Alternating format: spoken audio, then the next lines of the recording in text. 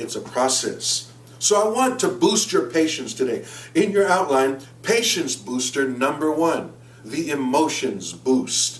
Luke chapter 21, very interesting verse. After Jesus is talking to the disciples about all of the hardships that are coming, all of the bad things that are going to be an indication that his coming is near, in Luke chapter 21, he says, man, the love of many is going to wax cold, wars again, and rumors of wars. One nation is going to rise against another nation. One kingdom will rise up against itself. There are going to be pestilences and famines and earthquakes. It's going to be a tough time in the last days. He says, one thing you need to make sure of, and that's found in verse 19. Look at it in your outline. It says, by your patience, possess your souls. The word possess implicates that there is an ongoing struggle for the dominating of your souls. What is your soul? Your soul is your mind, your will, and your emotions.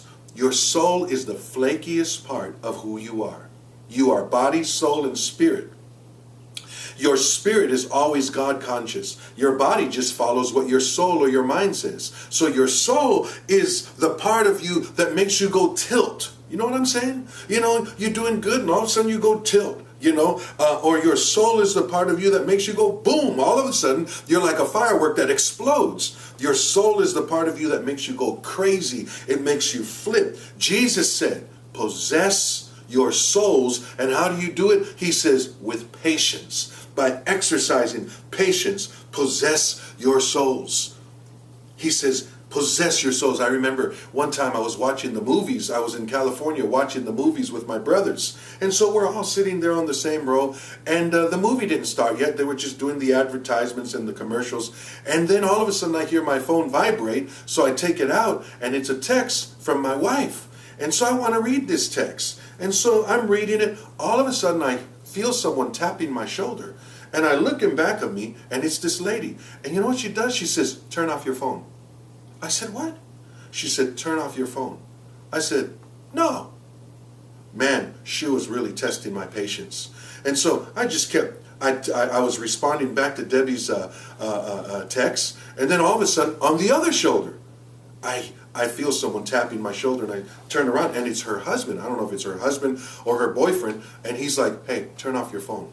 Oh, man, I won't even tell you what was going on. I went tilt. I went crazy. What was happening was my patience was being tested.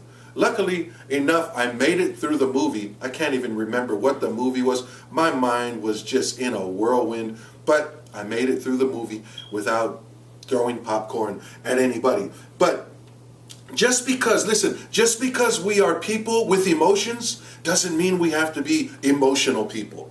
Those are two different things. Do I have emotions? Yes, I do. But Jesus said, you better possess your emotions by patience. Because I don't need to become an emotional person. Notice, Jesus didn't say, by your faith possess your souls, or by your love possess your souls. No, he says, it's not really your faith or your love that's going to be tested. It's your patience. Make sure that you possess your souls by your patience. Stop going nowhere by riding the emotional roller coaster with emotional people that are singing emotional songs, who tweet emotional messages. You know, check this out. And I thought, oh my goodness. I read this on Twitter a few weeks ago, and this person put, brain, sorry for the overload. Tummy, sorry for the butterflies. Pillow, sorry for the tears. Heart, sorry for the damage. I'm like, come on, get over it. Get a life. You know what? That's emotional. You don't want to mess around with that stuff. Jesus said, by patience, possess your emotions. The second boost I want to talk about is called the trials boost.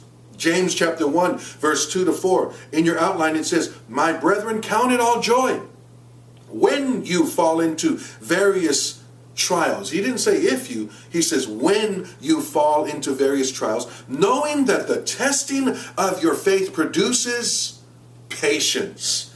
But let patience have its perfect work, that you may be perfect and complete, lacking nothing. Tell your neighbor, this is only a test. Come on, tell somebody else, this is only a test. You know, You have to prepare yourself for that time when your patience is tested, because if you pass the test, the Bible says you become perfect and complete, lacking nothing. Galatians chapter 6 verse 9 says, do not grow weary in well-doing. You know, weary basically means to lose the sense of pleasure.